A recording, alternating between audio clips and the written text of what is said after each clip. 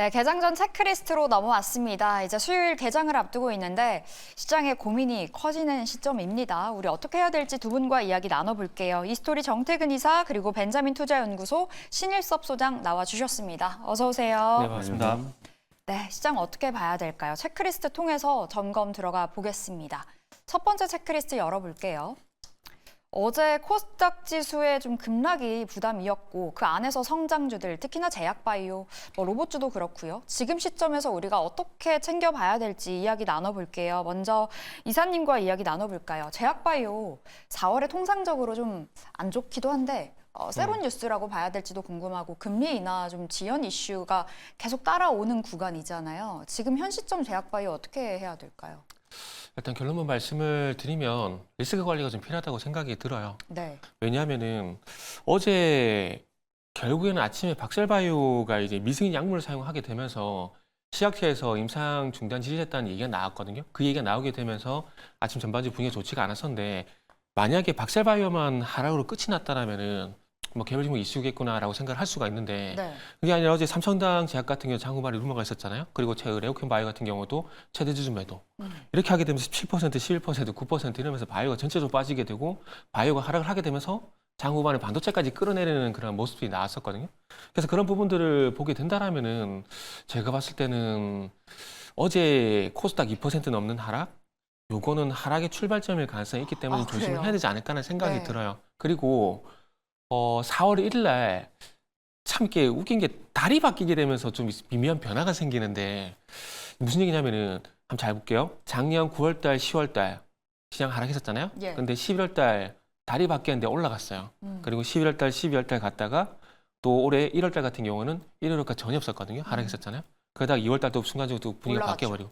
그러니까 이상하게 그러니까 지금 방금 말씀하신 게 딱 그건 거예요. 달이 바뀌게 되면서 미미하게 변화가 생긴다고. 지금 4월 1일 날 어떤 변화가 있었냐면은 그동안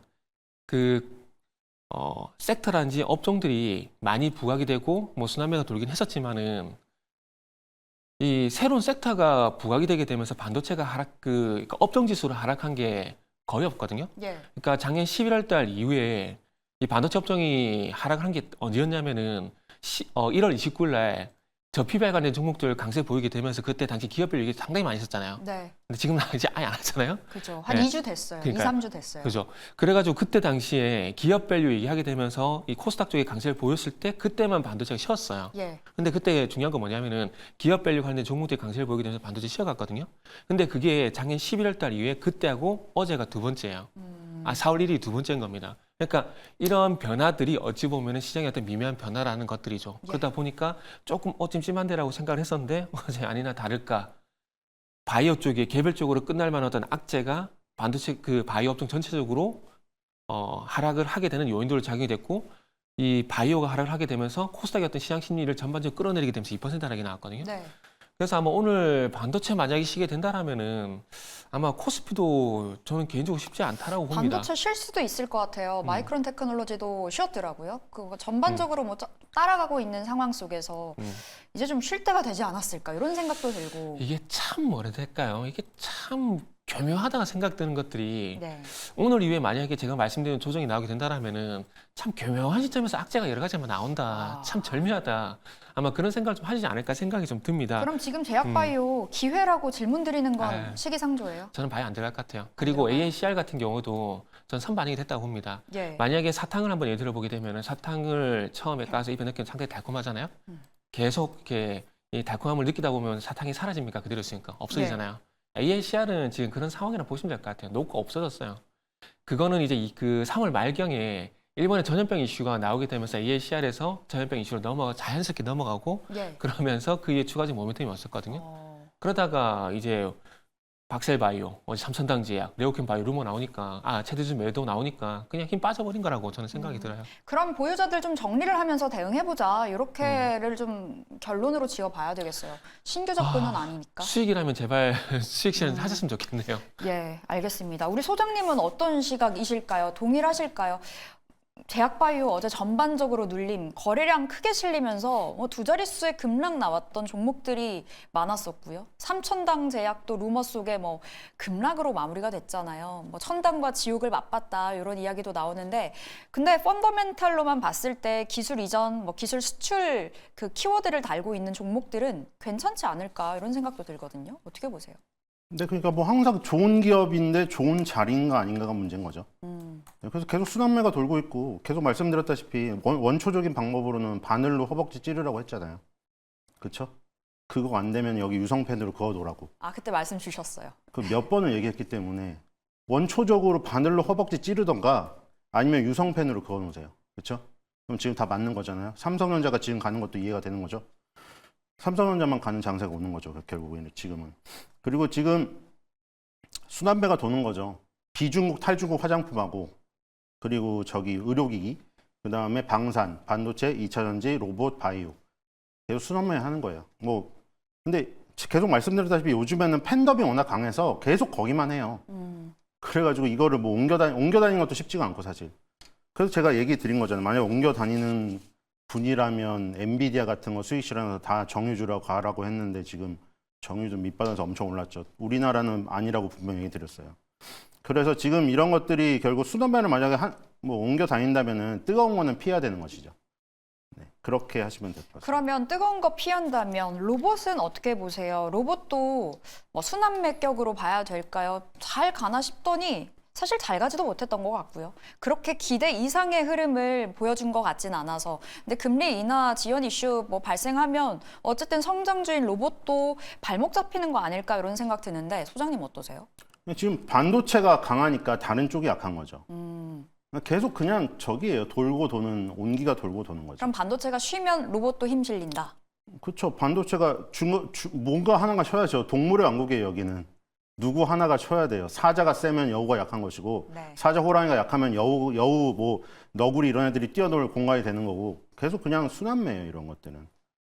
그런 것들이 시세가 죽은 건 아니기 때문에. 예. 그렇죠. 그러면- 만약 옮겨 다니시는 분이 있다면 열심히 이제 이런 것들을 미리미리 길목 지키기를 한다면 이론상으로는 다 먹을 수가 있는 것이죠. 여기저기 가면서.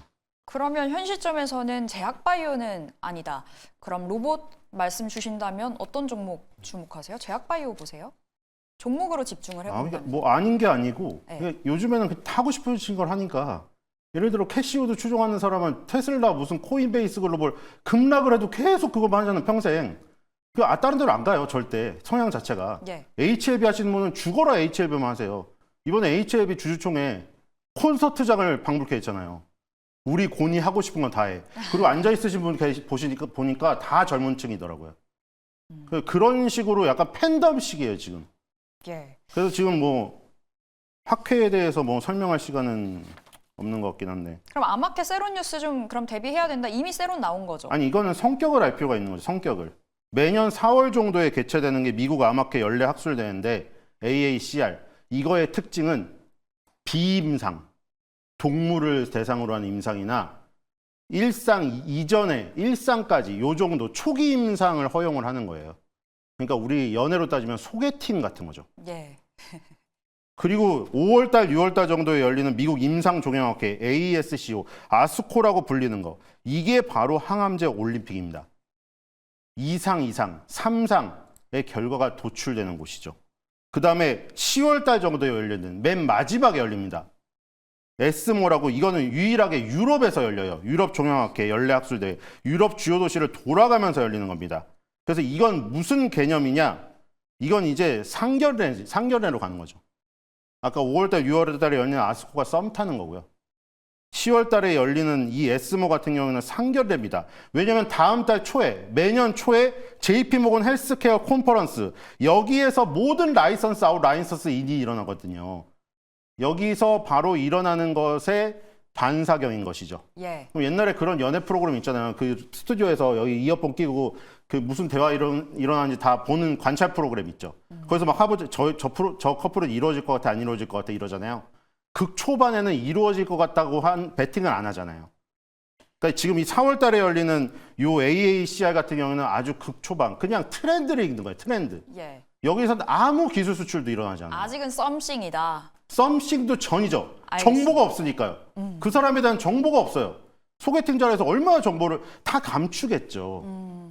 단점을 내놓는 사람이 어디 있어요? 첫 소개팅에. 그러니까 결혼까지는 아직 갈 길이 멀다. 이렇게 또 결론을 지어보도록 하겠고 이사님, 그럼 로봇주 어떻게 보세요? 로봇주도 아닌가요? 지금 현 시점은요? 로봇은 제가 여기서 말씀드렸는지 모르겠는데 제가 로봇은 최근에 좋다고 말해주셨던 것 같아요. 네. 아, 그렇죠. 그러면은 제가 말씀드린 게 맞네요. 그 로봇은 예. 기존의 관점과 똑같습니다. 메이저로 올라갈 수 있는, 언제든 올라갈 수 있는 트리플의 유망주라고 예. 생각을 하고 있습니다. 로봇 같은 경우는 계속해서 이리 치고 저리 치고 하는 것 같아요. 언제든지 올라갈 수 있는데 이번에 승격이 될 것 같은데 다른 애들이 계속 승격이 되는 거예요. 그러니까요. 네. 냉방 공조 관련해서 또 삼성 M&A 있었잖아요. 그러니까요. 좀 실망했거든요. 그래서 좋은 이슈는 많아요. 지금 그 뭐 아시겠지만은 그 엔비디아도 마찬가지고 국내 삼성전자, 현대차 뭐 이런 기업도 마찬가지고 로봇 사업 적극적으로 하고 있거든요. 예. 근데 그럼에도 불구하고 이제 다른 쪽이 더 좋아 보이는 거죠. 그러다 보니까 계속 이리 치고 저리 치고 한다라고 보시면 될 것 같아요. 최근에 뭐 아시겠지만은 반도체, 방산, 전력 설비 장관이 좋아졌잖아요. 그러면서 이제 조금 이제 로봇이 갈까 하는데 이번 주도 뭐가 같습니까? 태양광, 풍력 그 조용하던 이제 신재생까지 움직이거든요. 그러니까 계속 이런 식으로 치고 있는 거예요. 좋은데 중요한 건 내가 좋은 게 아니라 시장이 좋아야 되는 거야. 그러니까 시장이 좋아서 픽을 해줘야 가는 건데 지금 메이저리그 그 감독한테 지금 픽을 못 받고 있어요. 지금 딱 그런 상황이라고 보시면 될 것 같아요. 좋은 거 너무 많아요. 그러니까 올라갈 기회는 너무나 많은데 일단 그 기회가 주어지지 않아서 네. 지금은 아직은 시점이 안 왔지만 그죠? 딱 트리거가 되면 감독님이 갈수 저를 있는. 안 봐주고 있는 거예요. 어, 자꾸 다른 선수를 모으는 거예요 지금. 그런 그렇다 상황인 거죠. 보니 네. 로봇에 대한 관점은 그럼 긍정적이시고 네, 여전히 긍정적이에요. 그럼 어떤 종목 괜찮나요? 현 시점 모아가야 될 것 같은데요. 저는 일단은 무조건 일단 대장에 가야 된다 보거든요. 그렇기 때문에 일단 휴머노드 로봇 쪽으로 포커싱을 해보게 된다면은 레인보우 로보틱스 일단 먼저 봐야 될 것 같아요. 항상 말씀드리지만 레인보우 로보틱스, 두산 로보틱스 이게 대장이고 얘들이 가야 시장에 가는 건데 로봇 네. 업종이 가는 건데 지금은 어쨌든 올해는 휴머노드 쪽으로 이제 포커싱이 된 상황이기 때문에 네. 그 부분을 보게 된다면 레인보우 로보틱스를 단연 뭐 대장이라고 말씀드리는 게 맞다라고 생각이 들어요. 양팔 로봇 공개가 됐나요? 네. 공개됐어요. 이번에 그 로봇 전시회에서 공개는 됐어요. 근데 진짜 주가는 재미가 없었네요.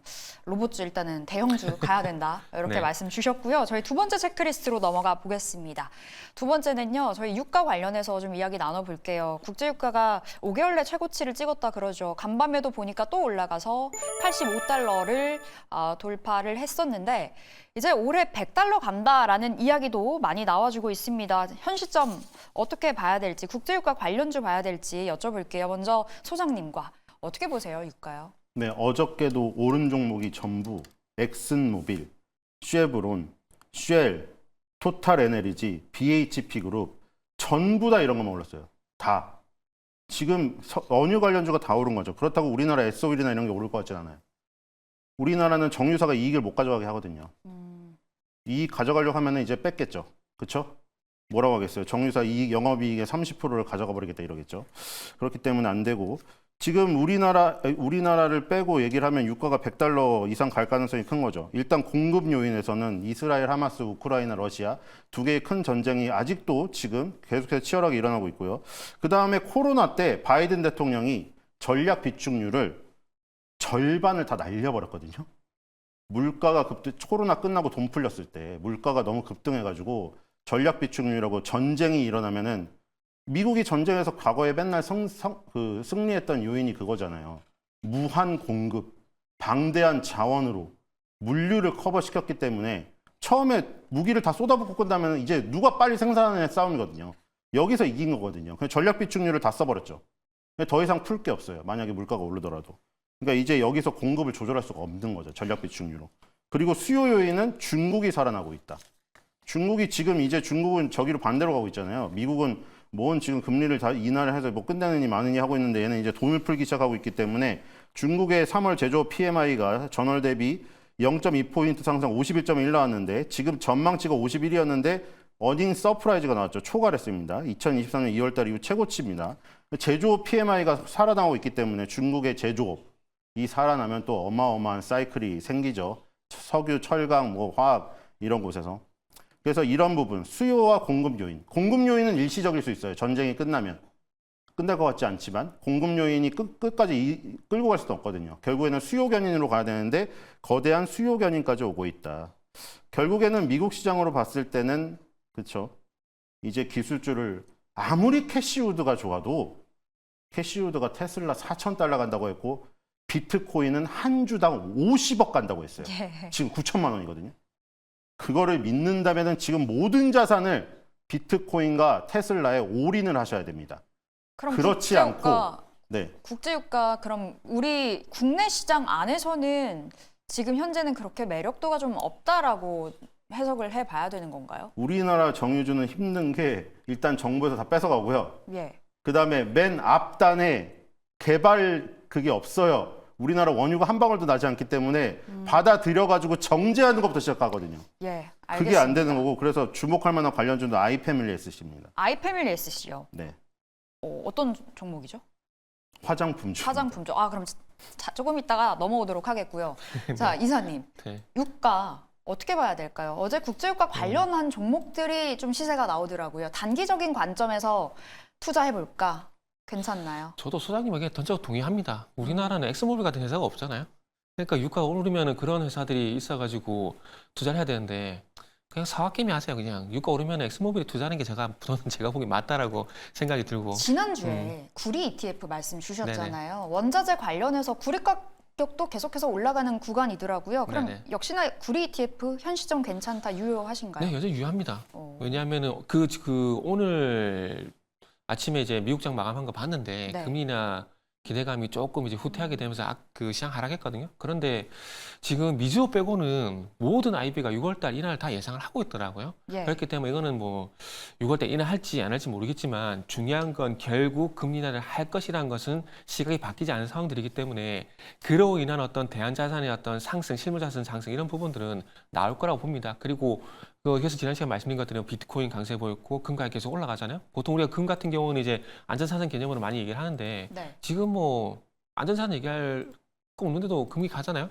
결국 이제 금리에 대한 기대감들이 이제 결국 금으로 가게 된 거고 그 바톤을 이어받아가지고 구리 쪽으로 가게 된 거고 아마 지금 중국 쪽에서 이제 그 철강 감산 얘기 나오고 있거든요. 예. 그래서 아마 철강 감산 이런 부분들 확정되게 되면은 아마 철강석 가격도 시간차를 두고서는 가지 않을까 생각이 들어요. 그럼 그러니까 원자재 ETF를 봐야 되겠네요. 구리 선물은 지난 시간에 말씀을 드렸고 철강석 같은 경우도 뭐 상품 투자 가능하다라면은 한번 리스트업을 하셔가지고 준비하는 게 좋을 것 같아요. 우리나라 같은 경우는 상당히 좀 아쉬운 것들이 그러니까 주식 외에 주식 시장의 ETF 상품들이 조금 이제 뭐 유가가 이슈가 있을 때, 뭐 구리 이슈가 있을 때, 뭐 금 이슈가 있을 때 솔직히 살만한 게 없어요. 그리고 저는 개인적으로 이제 뭐 자산운용사에 계신 분들이 이 방송을 보실지 모르겠지만은 그러니까 달러 인덱스를 추정하는 ETF 있잖아요. 이런 거 좀 만들었으면 좋겠어요. 원달러 환율 ETF는 있거든요. 그거 그런 말고. 상품을요? 네, 예. 그거 말고 그냥 진짜 달러 인덱스를 추정하는 그러니까 달러 지수를 추정하는 인덱스 펀드를 만들어주면 좋겠어요. 이번에 보시면 그 작년에 그 보시면 아시겠지만 금리가 계속 올라가면 달러가 계속 올라갔거든요. 예. 근데 살 수 있는 게 없어요. 국내에는. 그러니까 투자 폭이 너무 제한적이라는 거죠. 그래서 그런 것들을 조금 신경을 써서 선택의 폭을 좀 많이 넓히게 되면은 브로커리 수익도 자연스럽게 올라가지 않을까요? 난 그런 생각이 들거든요. 그래서 조금 이제 주식식 외에 뭐 다시 말씀드리지만 이제 그 대안에 투자할 만한 ETF 상품들을 좀 많이 만들어 주셨으면 좋겠고 유가는 지금 저 개인적으로는 70불에서 90불 정도 일단 박스권을 보시는 게 맞는 것 같아요. 일단 네. 멕시코의 뭐 수출 중단이라든지 그리고 뭐 중동 쪽 같은 경우는 결국 공급 이슈거든요. 공급 이슈이기 때문에 공급 이슈는 제한적으로 상승이 나올 수밖에 없어요. 그렇게 본다면 결국 수요 쪽으로 가야 되는데 그러다 보니까 최근에 와서 중국 쪽이 계속 신경이 쓰이더라고요. 예. 최근에 뭐 아시겠지만 이번 월초죠. 월초에 발표한 뭐 중국 국가통계 발표하는 PMI라든지 차이신 PMI 지수 같은 경우 50을 다 넘었어요. 그래서 아마 여기에 좀 포커스를 맞춰서 중국 경기 회복에 이게 나오게 되면은 아마 유가가 더 올라갈 가능성이 높은데 네. 그 이슈까지 갈지는 좀 지켜봐야 될 것 같고 그 이슈가 만약에 반영이 안 되게 된다라면은 공급적인 이슈로는 뭐 90불 정도가 상단이라 보는 게 맞는 것 같아요. 제한적일 것이다 말씀 주셨고 그럼 현 시점 국제유가 관련해서 투자는 일단은 좀 자제하면서 그럼 원자재 ETF로 눈길을 줘보자로 결론을 내려보도록 하겠고 중국 소비주가 최근 들어서 반등이 네네. 나오잖아요. 화장품주들은 뭐 강하게 치고 가는 상황에서 항공주는 네네. 그렇게 해외여행 많이 간다고 하는데 대체 네. 항공주는 왜 이렇게 안 좋은 것인지 그리고 유가 올라가면 또 발목 잡힐 만한 이슈이잖아요. 항공주들에게요. 이것도 참 어려운 게 항공주가 어떨 때는 유가를 봤다가 어떨 때는 유가를 안 봐요. 그러니까 이것도 결국 공급과 수요적인 측면이거든요.